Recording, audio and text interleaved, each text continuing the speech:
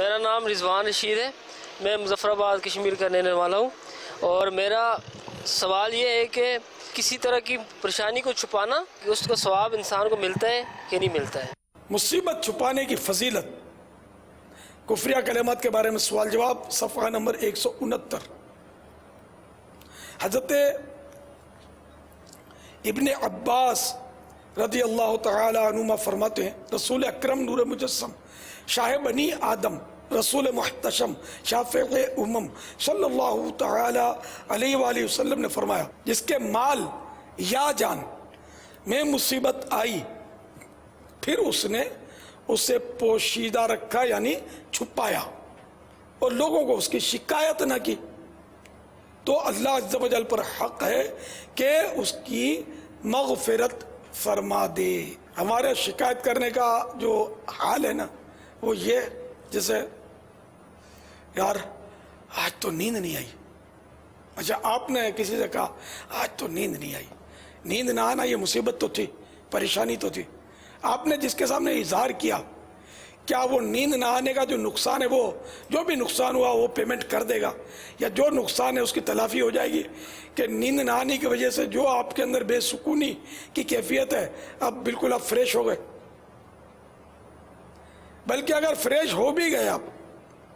مگر اس لیے نہیں کہا تھا کہ یہ مجھے فریش کر دے گا، تب بھی یہ شکایت ہی ہے۔ اگرچہ یہ گناہ نہیں ہے لیکن یہ مکروہ تنزیہ کے درجے میں، بلا ضرورت کسی کو بولنا۔ ہاں کسی کو اس لیے بولا تاکہ وہ دعا کرے، نیت ہو کہ اب دعا کرنا، 2 دن سے طبیعت میری ذرا لوز ہے، یا میری طبیعت صحیح نہیں ہے، وہ ذرا اٹھنے کی ہمت نہیں ہے، ذرا کلینک جا کر میرے لیے بات کر کے دوا لے آئے۔ اس طرح کہنے کہ ضرورت ہو دعا کے لیے کہنا ہے، یا اس لیے کہنا ہے کہ اگر اس کو پیچھے سے پتہ چلے گا تو برا لگے گا، جیسے ماں ہے باپ ہے، اس کو نہیں بتاؤں گا تو برا لگے گا کہ بیٹا تم نے بتایا نہیں، ہم سے چھپایا کیوں نہیں بتایا؟ تو اب اس لیے بتا دیا کہ باپ پیچھے سے سنیں گے تو ان کو تشویش بڑھے گی یا پریشانی ہوگی وغیرہ وغیرہ۔ حجت الاسلام حضرت سیدنا امام محمد بن محمد غزالی